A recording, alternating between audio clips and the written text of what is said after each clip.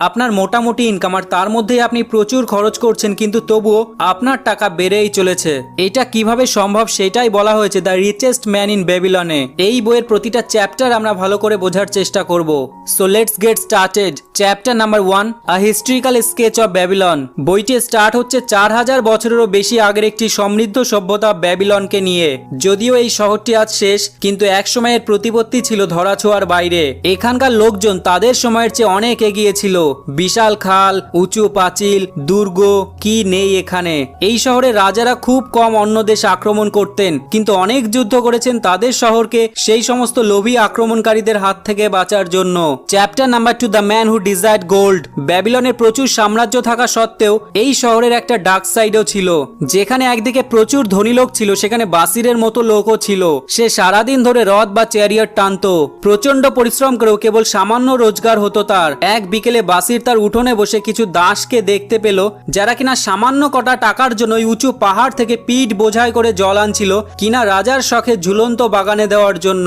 বাসির ভাবতে লাগলো যে সেই দাসদের থেকে কোনো দিক থেকে আলাদা কিনা, কারণ তার পরিস্থিতিও তাদের মতোই আর্থিক দুর্দশায় ভরা।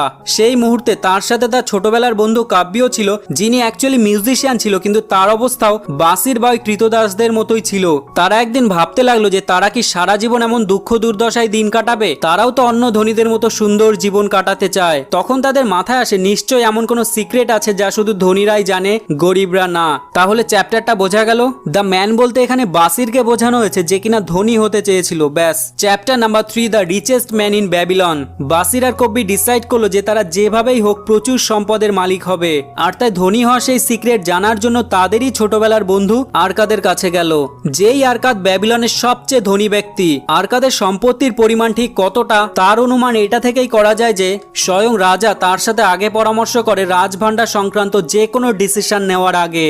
বাসির ও কাব্বি তাদের ছোটবেলার আরও কিছু বন্ধুদের নিয়ে আরকাদের সাথে দেখা করতে গেল তার ধনী হওয়ার সিক্রেট জানতে। দেখা হওয়ার পর তারা তাকে জিজ্ঞাসা করলো যে না সে পড়াশোনায় ভালো ছিল না খেলাধুলায়, তাহলে সে কি করে এত ধনসম্পদের মালিক হলো? সে কি এমন করলো যার ফলে সে এতটা এগিয়ে গেল তার বন্ধুদের থেকে? আর সেই সিক্রেটই আমরা জানবো আজকের ভিডিওতে। একসময় আরকাদ নিজেও ভীষণ গরিব ছিল, যার পরিবার তার জন্য কিছুই রেখে যায়নি। তিনিও বছরের পর বছর মজুরিদের মতো কাজ করে গেছে সামান্য রোজগারের আশায়, আর সেই দিয়েই তার দিন চালিয়েছিল। একদিন তার মালিক নাম আলগামিস্ট আরকাদের কাছে এসে একটা কাজ দিল, যা তাকে সারা রাত ধরে পূরণ করতে হবে। কিন্তু সে কাজটি সেই রাতের মধ্যে পূরণ করতে পারেনি। গরিব থাকতে থাকতে ডেসপারেট হয়ে যাওয়া আরকাদ দৌড়ে দৌড়ে আলগামিস্টের কাছে যায় এটা জানার জন্য যে সে কি এমন টেকনিক জানে যা দিয়ে আজ এত ধনসম্পদের মালিক হয়েছে। কি সেই মহামূল্যবান সিক্রেট আরকাদ জানতে চায়। আলগামিস্টের কাছে প্রমিস করে যে সে এক রাতের মধ্যে যদি সব কাজ করে দেয় তবেই তাকে সে সিক্রেট বলবে। অনেক বলার পর আলগামিস্ট রাজি হয় আর সে কাজে লেগে পড়ে। প্রচন্ড পরিশ্রম করে সারা রাত ধরে অ্যাট লাস্ট সে কাজটি কমপ্লিট করতে পারে। পরের দিন আলগামিস্ট এসে যখন দেখে সে তাকে যা বলেছে তার থেকে অনেক বেশি ভালো কাজ করেছে, তখন সে ভীষণ খুশি হয়েছিল। ফাইনালি তার সিক্রেট আরকাদের সাথে শেয়ার করার সুযোগ এলো। Secret number 1, a part of what you won is yours to keep. অর্থাৎ নিজের জন্য কিছু টাকা জমিয়ে রাখুন। যত টাকা আপনি ইনকাম করছেন তার অন্তত 10% জমিয়ে রাখুন। প্রথম সিক্রেটটা বলার পর আলগামিস্ট চলে গেল। ঠিক 1 বছর পর তিনি ফিরে এসে আরকাদকে জিজ্ঞাসা করলো যে সে ঠিক করে তার প্রথম সিক্রেট কাজে লাগিয়েছে কিনা। আরকাদ ভীষণ আনন্দের সাথে বলে, আমি ঠিক সেটাই করেছি যেটা আপনি আগের বছর বলেছেন। আমি প্রতি মাসে যা ইনকাম করছি তার 10% সঞ্চয় করে গেছি। এইবার আলগামিস্ট বলে, বাহ। এইভাবে আমি অলিম্পিক ট্রেডে লাভ উত্তোলন করি। ডিপোজিট সেকশনে আমি খুব সহজে। আলগামিস্ট বলে, বাহ গ্রেট। আচ্ছা আরকাদ, ওই টাকাগুলো দিয়ে তুমি কি করছো? আরকাদ বলে, ইট তৈরি করে এমন একজনকে আমি পুরো টাকাটা দিয়ে দিয়েছি। সে বিদেশ থেকে দামি দামি রত্ন কিনে আনবে, তারপর সেগুলি ব্যাবিলনে বিক্রি করবে।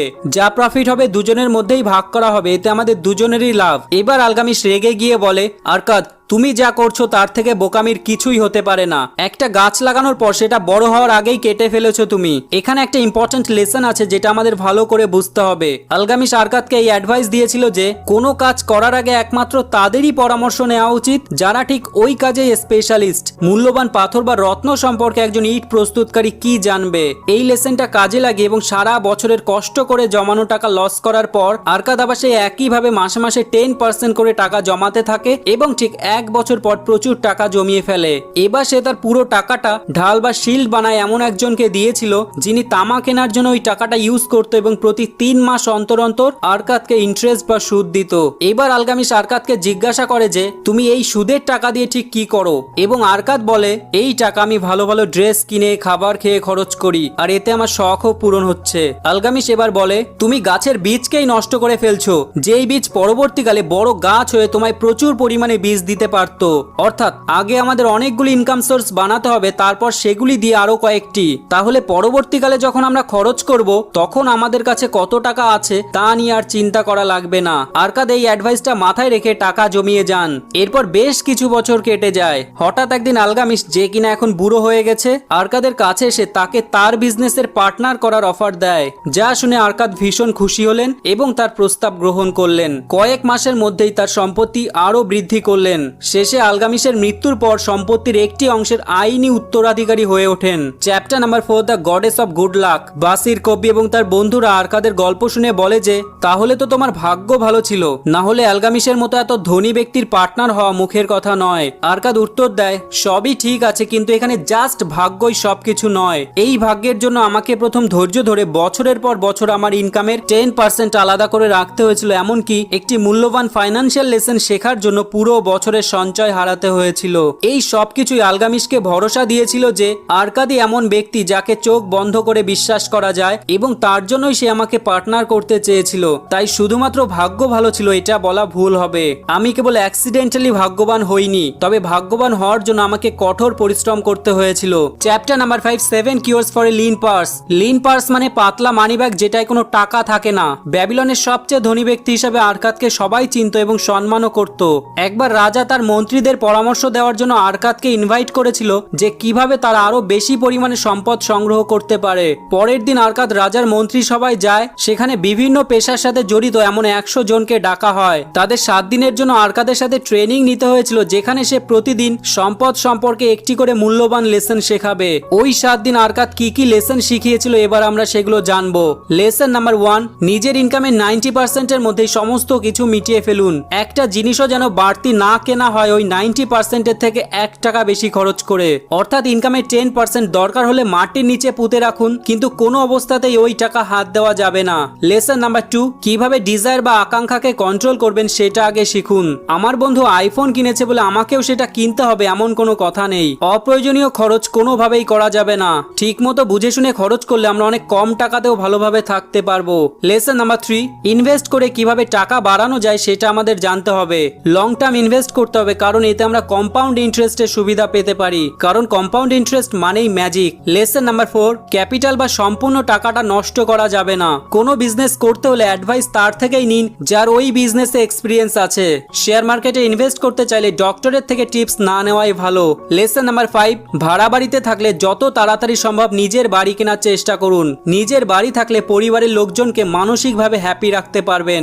মাথার উপর ছাদটা যখন নিজের হবে আনন্দ হবে অনেক বেশি। লেসন নাম্বার 6, সেকেন্ডারি বা প্যাসিভ ইনকাম সোর্স বানান।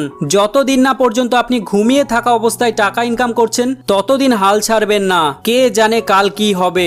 লেসন নাম্বার 7, প্রতিদিন নতুন নতুন স্কিল শিখুন। পারলে যে কোনো একটা ফিল্ডে নিজেকে এক্সপার্ট বানান। সবকিছু অল্প অল্প জানার চেয়ে একটা জিনিস ভালো করে জানা অনেক বেটার। B the specialist.